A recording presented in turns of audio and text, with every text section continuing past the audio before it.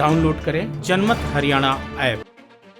प्रदेश के मुख्यमंत्री मनोहर लाल ने 12 मार्च को बजट पेश करते हुए विवादों का समाधान नाम की योजना की घोषणा की थी। इसे अब सरकार ने अमली जामा पहनाना भी शुरू कर दिया है। इसी योजना के तहत अब सरकार ने पीढ़ी दर पीढ़ी चल रही जमीन के झगड़े सुलझाने की बड़ी पहल की है। जमीन विवाद के निपटारे में रिमांड यानी जांच प्रक्रिया एक बड़ी बाधा हुआ करती थी, जिसे अब सरकार ने खत्म कर दिया है। बाबूशाही और अफसरशाही के चक्कर में उलझे जमीन विवाद पीढ़ी दर पीढ़ी आगे खिसकते रहने से न केवल धन और वक्त की बर्बादी हो रही थी, बल्कि आपसी रिश्ते इस हद तक खराब हो रहे थे कि खून खराबा होने लग गया था और इस विवाद में लोगों को अपनी जान भी गंवानी पड़ रही थी। लेकिन ये चीजें अब बीते जमाने की बात होने जा रही हैं। सीएम मनोहर लाल ने जमीनों के रिमांड की प्रथा को खत्म करते हुए किसी भी जमीन विवाद पर अधिकारी जो भी फैसला देगा उसके खिलाफ एक ही बार अपील की जा सकेगी। सरकार का मानना है कि दूसरी अपील खत्म करने से कई सालों तक चलने वाले प्रॉपर्टी और भ्रष्टाचार के खेल पर रोक लगेगी। इससे अधिकारी भी रेवेन्यू रिकॉर्ड में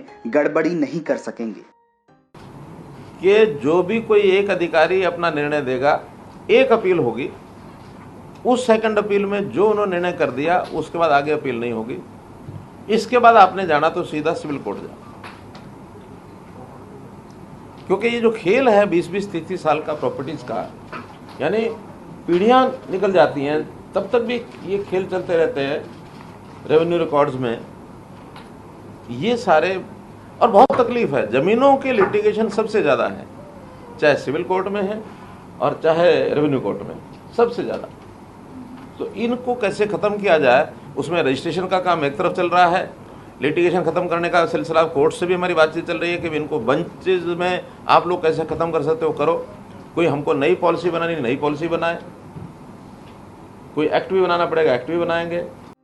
पहले जमीन के बंटवारे और रिमांड से जुड़े केस पटवारी के पास से नायब तहसीलदार और उसके बाद से तहसीलदार के पास जाते थे। उसके बाद एसडीएम, डीसी, डिविजनल कमिश्नर से होते हुए केस फाइनेंस कमिश्नर के पास पहुंचता था। कई मामलों में बड़े अधिकारी आपत्तियां लगाकर केस को निचले अफसरों के पास भेज देते थे। मामला फिर से पहली वाली प्रक्रिया से गुजरते हुए सीनियर अधिकारियों तक पहुँचता था। फिर भी तय नहीं था कि सब सही निपट जाएगा। ऐसे में अक्सर भ्रष्टाचार को लेकर शिकायतें भी सामने आती रहती थी। एक प्रथा, रिमांड की प्रथा, पहले रेवेन्यू कोर्ट्स में चीज़ें चलती थी। पटवारी से शुरू होती थी, पटवारी के बाद तहसीलदार, तहसीलदार के बाद एसडीएम, एसडीएम के बाद डीसी, एडीसी, डीसी, फिर डिविजनल कमिश्नर, फिर एफसीआर। और वो चलते चलते कौन से अधिकारी का मूड थोड़ा सा बदल जाए, वो कहते मुझे तो फाइल समझ नहीं आई, चल रिमांड, रिमांड बैक टू पटवारी। फिर वो पटवारी, उस समय तो पटवारी बदल गया होता है, वो दूसरा मूड बना चुका होता है। फिर वहाँ से फिर नया तहसीलदार के पास जाता है, फिर नया एडीसी, फिर एसडीएम, डीसी, वो करते करते फिर वहाँ तक, और फिर पता नहीं कौन सी क्वारी लग करके फिर रिमांड। सालों साल तक ये रिमांड का खेल चलता था। हमने रिमांड का खेल खत्म कर दिया। सरकार के इस फैसले के बाद उम्मीद की जानी चाहिए कि सालों साल तक चलने वाले जमीनों के विवाद जल्दी सुलझेंगे और वो झगड़े भी खत्म होंगे, जिसकी वजह से लोगों को अपनी जान तक गंवानी पड़ी थी। ब्यूरो रिपोर्ट, जनमत हरियाणा।